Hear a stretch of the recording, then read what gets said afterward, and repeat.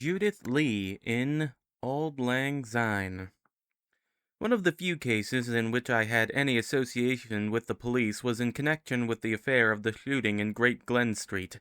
There was, about that time, an epidemic of shooting in that part of London in which the inhabitants, for the most part, are certainly not natives of the great city. The police had made a raid upon a club which they had reason to believe was in reality nothing but a gambling house. On their gaining entrance, the lights had been extinguished, and firearms had been used by persons who, in the darkness, had been invisible. 3 of the constables had been shot. 1 of them had been killed on the spot. The 2 others seriously wounded. In the confusion, the assassins had escaped. My connection with the matter began on a Tuesday morning, some 3 weeks after the tragedy had taken place. On the preceding afternoon, an arrest had been made in a house in Park Street. The man had made a desperate resistance. There had been shooting on both sides. He had actually killed 2 officers before he himself was rendered helpless. On the Tuesday morning of which I speak, I had business in the city. I learnt casually that Park Street was quite close to the spot to which my business took me. I thought I would go and see what sort of place it was, but only persons who could prove that they had business there were allowed to pass into it.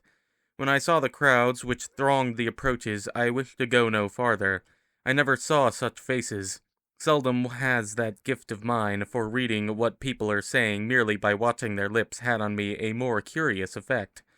On the fringe of the crowd on my right was a thin, undersized, yet intellectual-looking man, on whose sallow cheeks the blue beginnings of a beard lent him an appearance which was almost ghastly.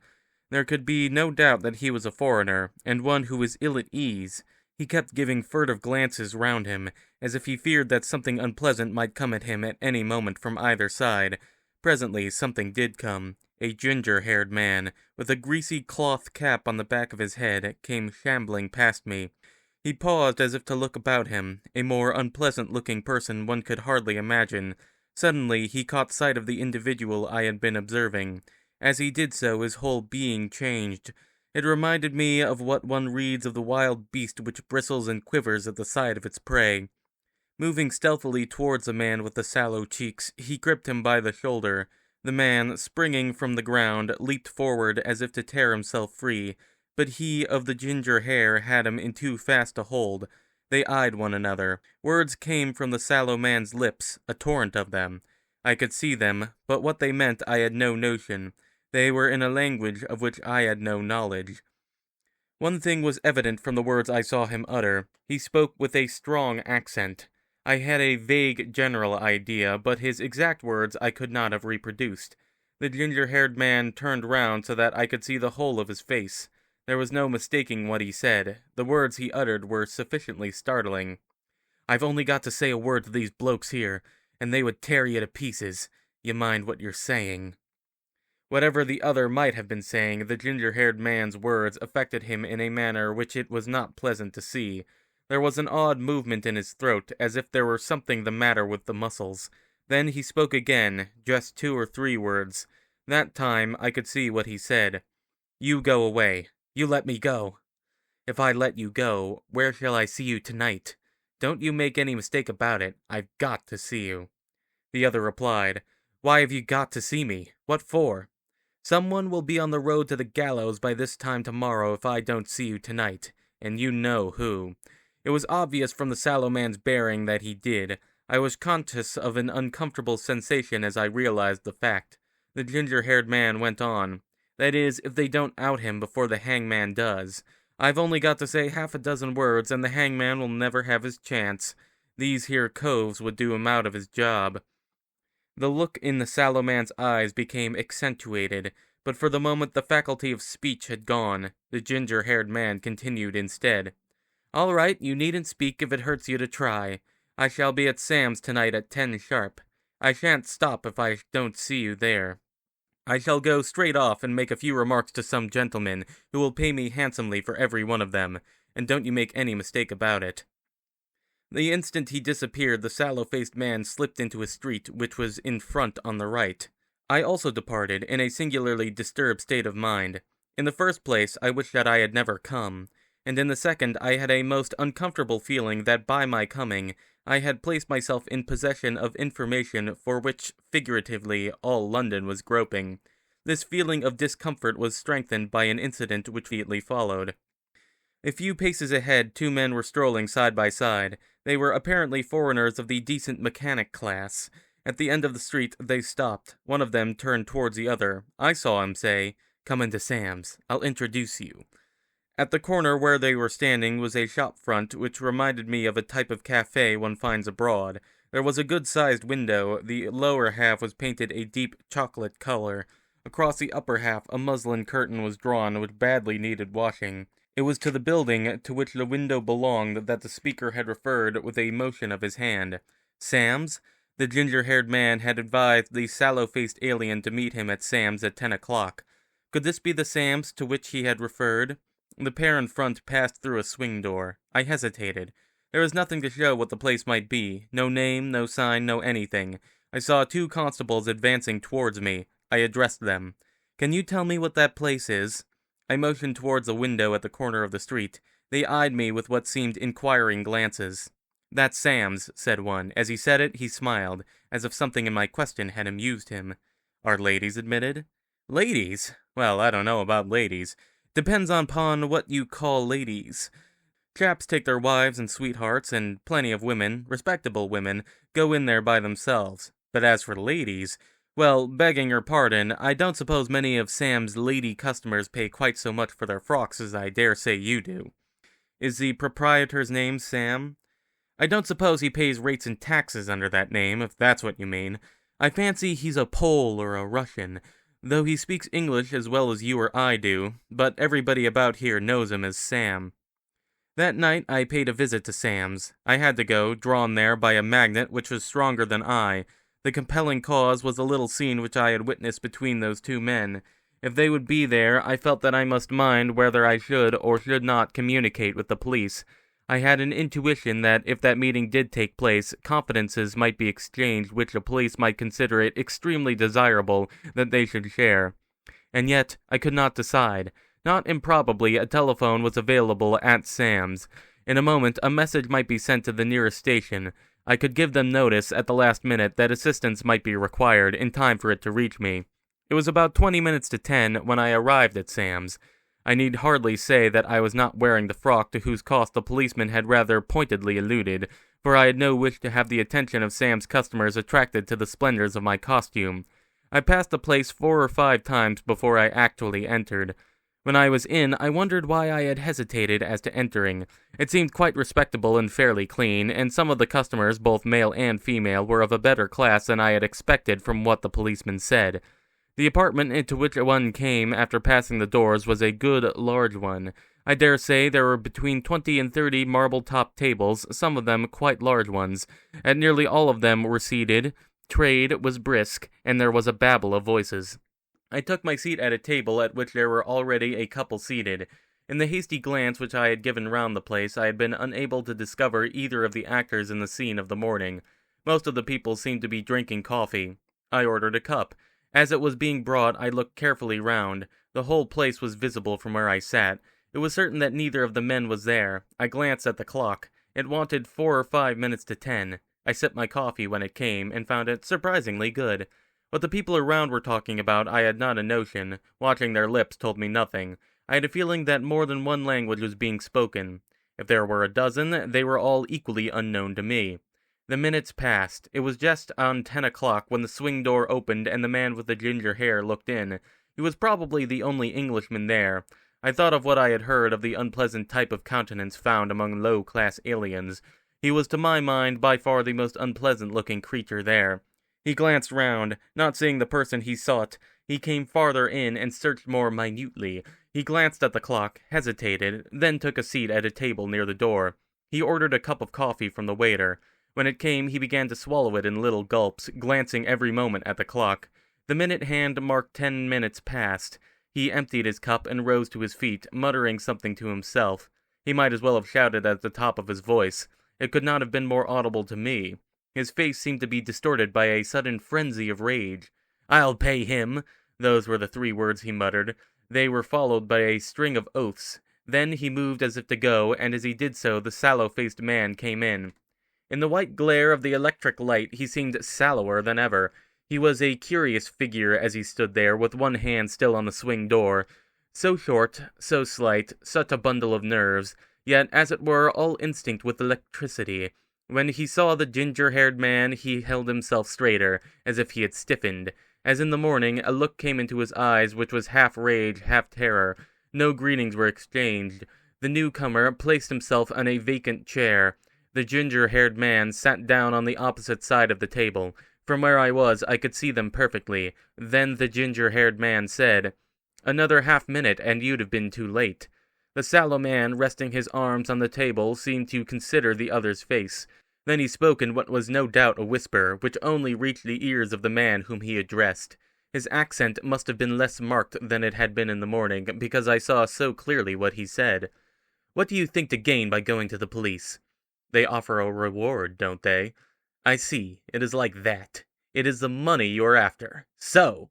You take care what you're saying. You keep a gag on that tongue of yours, or you'll be sorry. You continually threaten. If it was me you threatened, I would not mind. Not that." He made a little movement with his hand. "But my friends, my brother, that is another thing."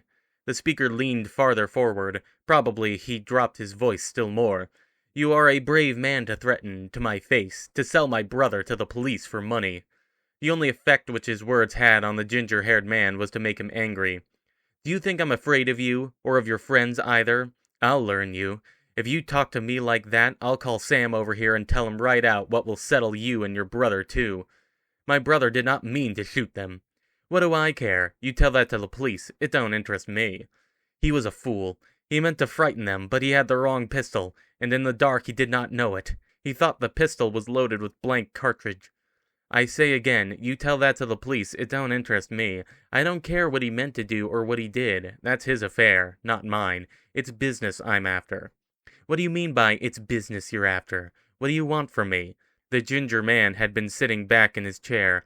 Now he also leaned over the table so that their faces almost met. He uttered one word, "Money." "So, it is money you want from me. You know very well I have no money. I know that I want £100 from you, and I know I'm going to get it." "You're a fool. I have no £100, nor have I the moon. You're going to pay me by installments, so much a week, until the whole is paid. You're going to start by giving me this week 5 golden goblins. I tell you I have not the money. I do not know where to find it." "How much have you got on you?" 3 or 4 shillings, and that is all the money I possess." "Hand it over." The sallow-faced man stared as if he did not comprehend. "But if I give you all that I have got, I shall have nothing left. I do not know where the next money is to come from. I shall have none with which to buy food for tomorrow." "You hand over what you've got, and you turn your pockets inside out to prove that it's all you've got. Do you think I am the sort that will let himself be robbed by such as you? And if I say no, what then? Your brother will be in the quad tonight. That's what then. I'll begin by telling Sam and the blokes here that you're the brother of the chap that's wanted for the shooting in Great Glen Street. They'll look after you. Then there'll be someone who'll get him. Don't you make any mistake about it." The sallow man's big eyes seemed to have grown on a sudden still larger, as if they had been distended by the stress of his emotion. His lips twitched. "You don't know where he is." The ginger-haired man did not respond upon the instant. Possibly realizing how the other hung upon his expected answer, he chose to play upon his feelings. When he did speak, it was with that hideous grin which made his evil face seem positively diabolical. "Oh, yes, I do know. I know as well as you do. Perhaps better." "Then where is he?" "Your precious brother is at number 3 James Buildings in the 3rd floor front. That's where he is. The room don't belong to him. It belongs to a lady, and the rent's a week behind. Perhaps that's news to you? The lady is trying to find the money tonight to pay the rent in the morning." "How do you know?" "That's telling's how I know. I've a way of finding out things when I want to. Look here, I've had enough of talking. Are you going to hand over?" "I will give you a shilling tonight, and I will see if I can find some more for you in the morning."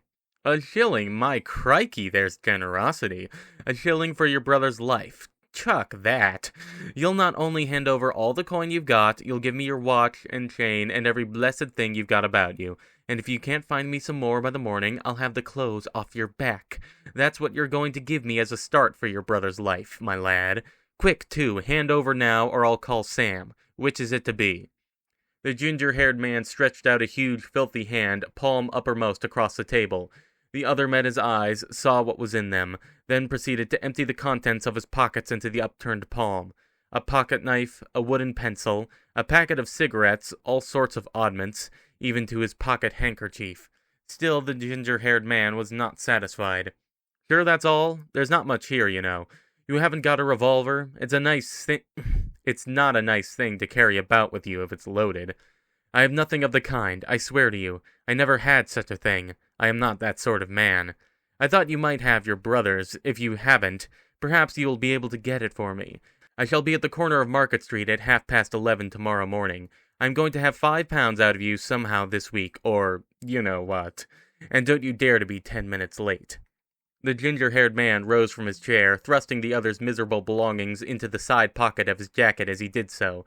Then, pushing the swing door back, he passed into the night. I was endeavoring to make up my mind what course I ought to pursue, as I watched a sallow man I kept repeating to myself, 3 James Buildings. There could be no doubt who was the occupant of that third-floor front, or at least it seemed to be clearly my duty to give the police the earliest possible opportunity of resolving what little doubt there was. I asked the waiter, who was a dwarf-like person with scarcely a hair on his parchment-colored scalp, if there was a telephone in the house. He informed me that there was not, but that there was a public telephone within a couple of minutes' walk. While I was speaking to the waiter, the sallow man, getting quickly off his chair, went swiftly through the swing doors. Following him in less than half a minute, I found him on the pavement without, talking to a young woman who had a check shawl drawn over her head. They were carrying on what seemed to be an animated conversation in what was probably a foreign tongue. Cutting it suddenly short, he went hurrying down the street at what was very nearly a run. The girl stood looking after him. Then, I presume, hearing my footsteps, she glanced round towards me. She had quite a pleasant face, was scarcely more than a child, possibly 17 or 18, but in her eyes was that uncomfortable look of something more than terror which had lent such grisly character to the face of the man I could still see hurrying through the street. I left her there and went to seek the telephone. It was in a small tobacconist's shop. The people at the exchange put me on at once. "Is that Scotland Yard?" I asked. "Who is that speaking? Put me on to Inspector Ellis. I am Judith Lee. I have an idea that I can put you on the track of the man you want for the shooting in Great Glen Street." There came along the wire a sound which was very like an ejaculation of surprise, even of incredulity. "Are you serious, Miss Lee? Where are you speaking?" "I want you to send 6 men in plain clothes, made up to look as little like policemen as they can manage, to the corner of Perivale Street as soon as possible. Let them go singly, and appear not to know each other when they get there. I fancy it's a ticklish job that they'll have to handle. The great thing is not to arouse suspicion till the thing is done. You had better come with them. How long will it be before you are there?" "I'll be there as soon as a taxicab can bring me." "Will you be there, say, in 15 minutes? "Before that. Probably in less than 10. When I came out of the telephone box, there were 2 women standing under a lamp-post on the edge of the pavement. I recognized one as a girl with a shawl over her head who had been outside Sam's talking to the sallow man. The other was bareheaded, so that I could see her scanty gray hair and how her face was seamed with wrinkles. They were so absorbed in what they were saying that they did not notice me standing at the door of the telephone box.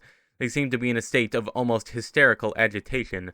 Unless I erred, tears were in the voices as well as in the eyes of both. I looked at their lips, expecting to find that they were still speaking in that unknown tongue, and that therefore what they were saying was sealed for me. After watching them a moment, however, it struck me that, while they were not speaking in English, some of the words they uttered were not unfamiliar. A few months before the occurrences of which I am writing, I had received an invitation from certain persons who were starting an institution for the education of deaf-mutes in the town of Posen, in the province of that name, in that part of eastern Germany which is adjacent to Poland. I was invited for a month, but I stayed 4. I had a fair knowledge of German before I went, but the variety of the language which was spoken in that part was new to me. Before, however, I came away, it had become more familiar. I had only to watch the 2 women standing under the lamp-post closely for a few seconds to perceive that that was the tongue they were speaking. At first I merely caught a word here and there, only by degrees did I obtain anything like a clear insight into what they were saying. When I did understand, I lost words here and there, so that I had to guess at them, but I learnt sufficient to render me thankful that I had been able to learn so much. One of the first words I caught was Bomb, which in German is Bombe.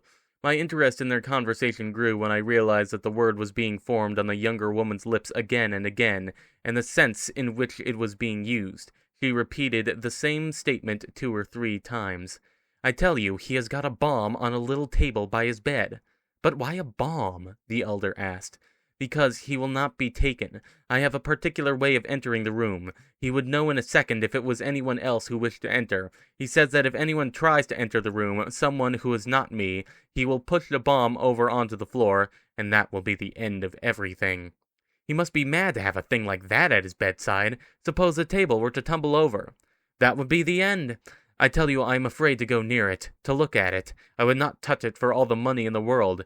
It is made of some sort of glass. He says that if you hold it in your hand and squeeze, closing your fingers on it sharply, like that," she demonstrated her meaning with her outstretched hand, "that would be enough. What I have suffered because of that thing." The girl covered her face with the edge of her shawl as if to hide from herself the dreadful picture her imagination had conjured up. The tears were streaming down the old woman's wrinkled cheeks. "He must be mad," she wailed, "to have a thing like that beside his bed." "That is not the worst," continued the girl. "How can I tell you what I suffered when I return? When I am going up the stairs, my knees tremble so that I can scarcely mount them. I tremble so that I can hardly think of the signal which tells him it is I.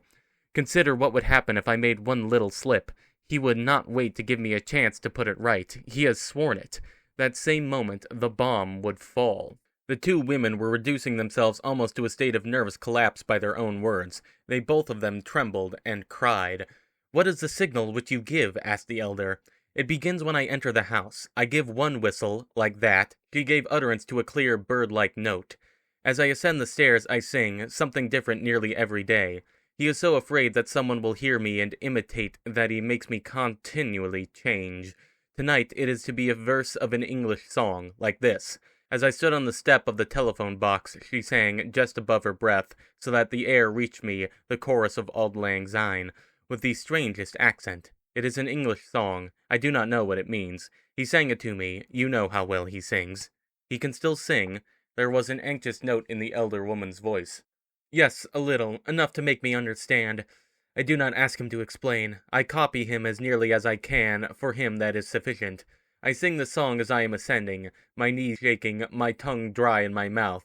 When I reach the top, I pronounce what he calls the password loud enough for him to hear it on the other side. Tonight it is Gruss. Then I knock on the door 3 times. First 1 tap, then 2 taps, then 3 taps, then I go in. And I sigh with thankfulness because I am still alive. Then I see the bomb upon the table, and I am worse than ever, because the sight of it terrifies me more than I can tell you. But there are other people in the house. They cannot go through all this performance each time they go in or out.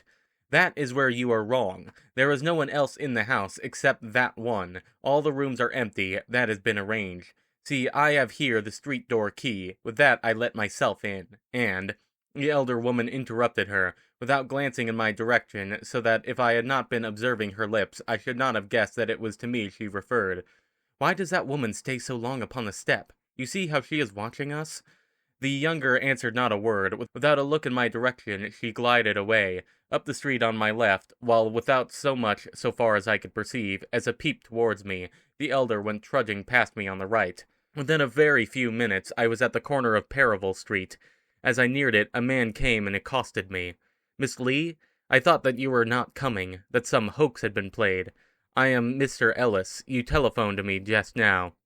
"Where are the men I asked you to send?" "They are about the street separately. They will gather at a word from me. They are in charge of Inspector Davis, who is standing in front of that shop window smoking a pipe." I noted the burly figure to which he referred. So far as I could judge, there is nothing to point to the presence of his 6 policemen. He went on. "Where is this man of whom you spoke? Are you sure that you are on his track, or is it merely surmise? This is going to be a much more delicate business, Mr. Ellis, even than I supposed. The man who tries to arrest him will do so not only at the peril of his own life, but of the lives of others. Do you mean that there will be more shooting? We are prepared for that." "I do not mean that there will be more shooting." I told him of the conversation with which I had just been made acquainted. He heard me with growing amazement. "Do you mean to say that the fellow has a bomb with him in his room, which he will explode if anyone tries to take him? He will do for himself if he does. Where's the gain?" "That I cannot tell you. These people seem to have their own ideas. He will not only do for himself and his would-be captor or captors, but he'll work wholesale havoc in the neighborhood. That is a consummation not to be desired." Mr. Ellis's manner suggested that he was excited. "But even if you are right, even if the fellow is such a hideous monster, because he is a hideous monster, is he to defy us, to escape us? Are we not to take him? What are we to do? I'll tell you what we will do. I will take him." "You? You will take him? What do you mean by you will take him? Do you imagine that we will allow you to do our work, to do what we dare not do, to run a risk which we should be afraid to take? You're dreaming." "I am not dreaming. It is because I am very wide awake that I make the proposition. There will be not only risk in your case, there will be certainty. It would be absolutely certain that you would bring destruction upon innocent heads, while in my case there will be practically no risk at all. Let me explain." He condescended to listen as I went scampering on. "This girl, from whom I learnt about the bomb, is the only person who is allowed to approach the room. You must remember that the house is empty. She is the only person he permits to enter. I propose to pretend to be her." "Do you mean that you're going to make up to imitate her? He would probably detect you in an instant." "Not at all. I'm not going to try to imitate her in appearance. Haven't I been telling you about the elaborate series of signals by which she announces to him her coming, and how she described them in detail to the other woman? They're what I'm going to imitate. I know them off by heart. Before he's begun even to suspect that there's anything wrong, I shall be in his room." "There is, I am free to admit, a certain amount of sense in your suggestion. The idea of imitating the girl's signals is not bad, but if you try that, we shall have to enter the house with you, some of us at any rate, and keeping close at your heels, go into the room with you, and trust to luck to down him before he's reached his bomb. There are women in the force. I'll get one here. You can tell her about the signals. She can work them instead of you. It's her business, as I said, each to his job.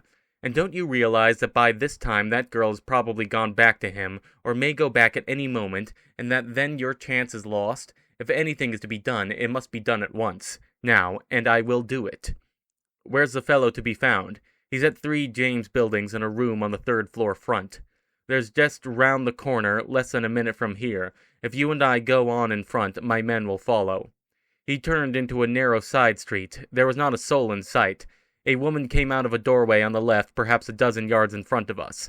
I whispered to my companion, "That's the girl, the one I saw talking about the bomb. She is probably going to him now. If she gets to him first, we're done." Mr. Ellis made a curious sound. I think he did it with his tongue between his teeth. The girl hurrying along in front stopped and looked round, as if to see from whom it came. 2 men, appearing from what I take it was an alley on the right, were on her before she could move. Each had her by an arm. She never uttered a sound, or attempted to struggle. When we got to her, she seemed paralyzed with terror, trembling as if, without the support of her captors, she would have fallen. Mr. Ellis spoke. "You two had better look after her. Take her to the station. Detain her till I come," he addressed the girl. "Do you speak English?"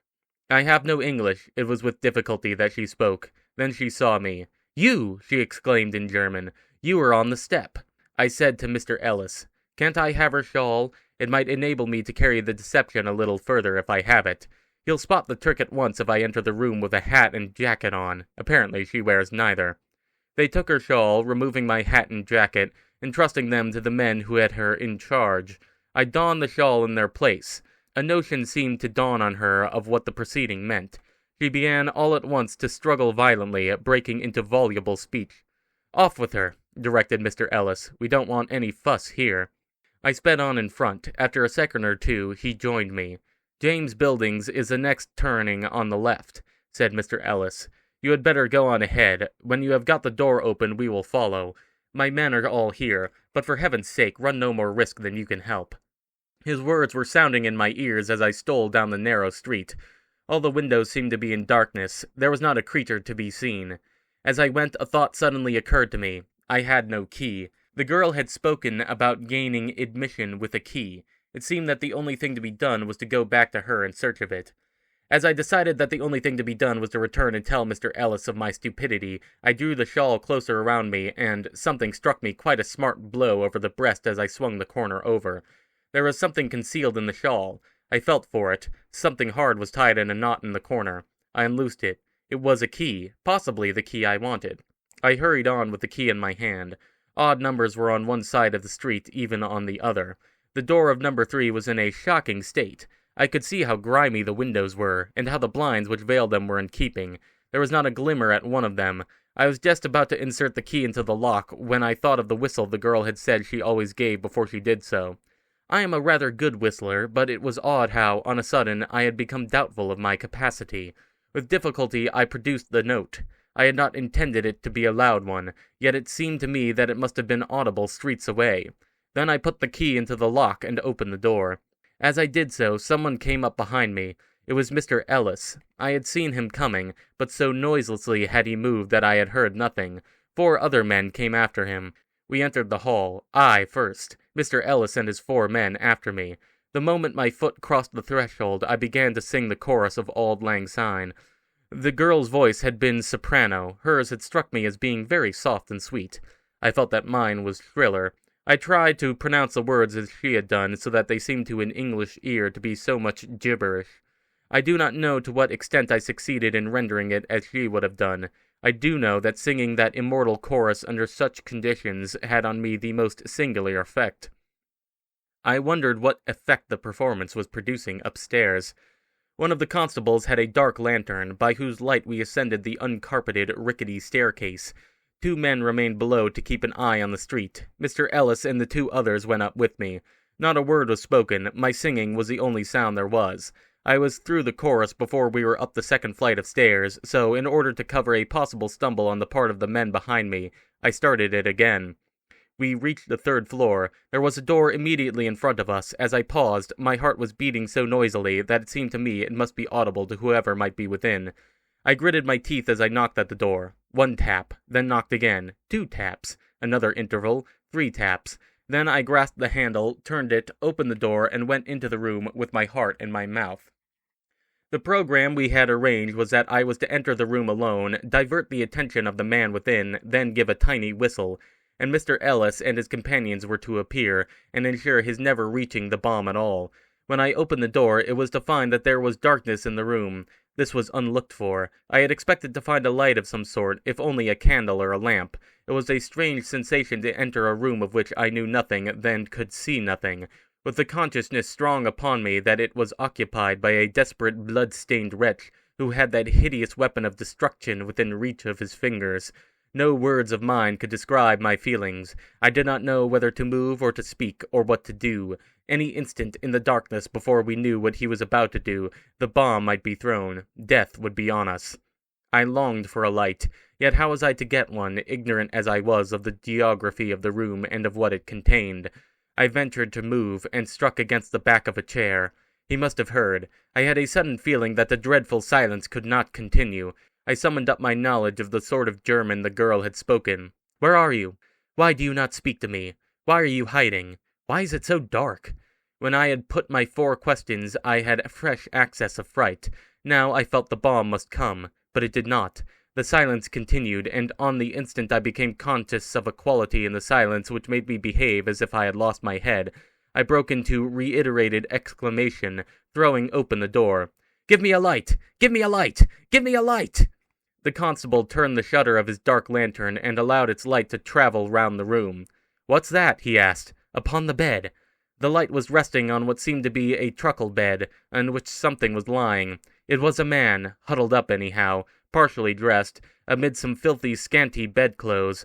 I thought for the moment he was dead, but as we looked he turned slowly over on his side, and stretched a lean, brown hand towards an old deal table within a foot of his bedside, on which was a quantity of the sort of wool which they use for stuffing chairs.